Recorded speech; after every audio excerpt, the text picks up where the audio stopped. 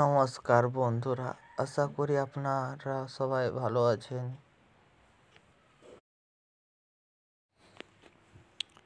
ধ্যান দিয়ে দেখো বন্ধুরা, চাঁদের সামনে কিছু একটা সাদা রঙের ঘোরাঘুরি করছে। ওই চাঁদটার সামনে কিছু একটা সাদা রঙের ঘোরাঘুরি করছে।